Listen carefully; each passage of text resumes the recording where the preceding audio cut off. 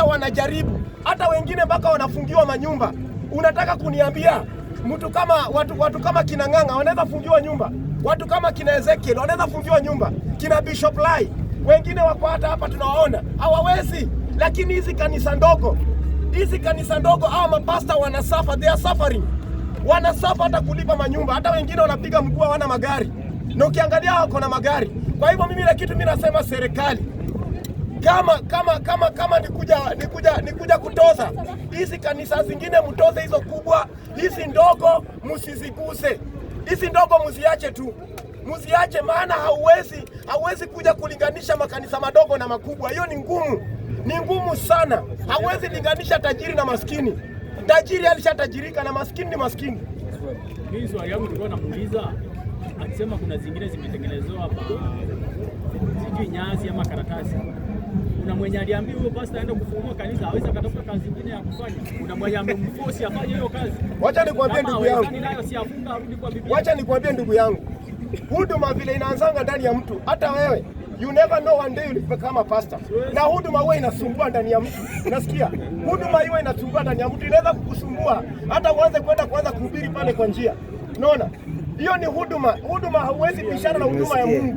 Maana huyu ni mtu ameitwa na Mungu na huduma inaanzanga hivyo. Kwa hivyo mimi ukisema unalalamika, mimi naona hiyo unaenda kinyume.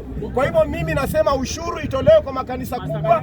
Hizi kanisa ndogo zisitolewe ushuru, zisiguzwe. Tunasema msiguze makanisa madogo. Mheshimiwa Rais Ruto, kuwa kilio cha makanisa madogo. Wachana na hii makanisa kubwa. Hii makanisa kubwa wameshajiweza. Ni makanisa wanaenda, hata tuliona mwingine alikufa na kansa. Alitumia milioni ngapi? Ilikuwa how many million? Yenye alitumia sijui ilikuwa 45 million. Huyo watu kama hao wanafaa wanatoza ushuru. Sasa tunakuja kusema kanisa yenye sadaka ikitoka nyingi ni 1,000. Hata pesa ya kulipa tu kanisa hakuna. So kwa hivyo mimi about kanisa kubwa ndo ziguzwe, kanisa ndogo zisiguzwe. Hiyo ndo kinaweza sema. Nikiingia kwa mada ingine, mimi ninafurahia sana. Na sasa hii mimi naweza ita Ruto ni simba. Gachagua yeye ni paka. Unajua paka anakulanga mabakio chini ya meza. Sasa tumeshajua sasa hii Gachagua ameingiza unaona hata umbwa unapatanga, unaona umbwa anabweka. Sasa ile anaona mwizi. Na akimtisha tu hivi anaingiza mkia kwa miguu. Sasa hii tumeona Gachagua amekuja kujua kweli Mheshimiwa Rais Ruto anaheshimika. Na sasa hii tunaona Gachagua amenyamaza. Ni kama ile maji iko kwa mtungi imefungiwa ndani. Haongei. Na hizo vinyangarika zake kina Kalonzo hawaongei, Martha Karua haongei, Jeremia Kioni haongei. Wote tumeshawafunga kwa mtungi. So kwa hivyo mimi nasema hivi, Mheshimiwa Rais Ruto anaheshimika. Na mimi niliona vile Ruto amekaribishwa.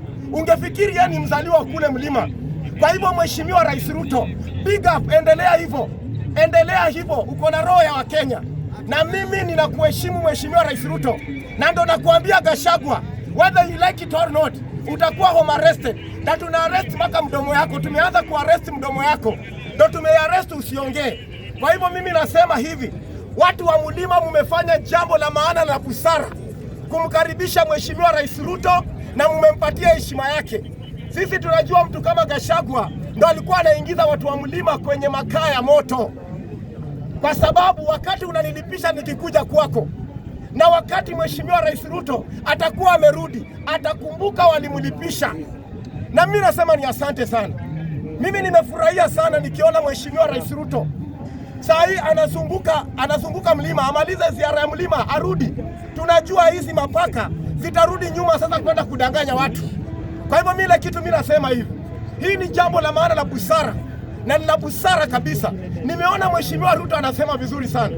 Yeye amekuwa na urafiki na watu wa mlima miaka 20. Mtu mmoja mwenye ana hekima, ana maono, ana mwelekeo, njia zake zote zimeharibika. Anataka kutenganisha Mheshimiwa Ruto na watu wa mlima. Hiyo haiwezekani. Hata Ruto amesema haiwezekani.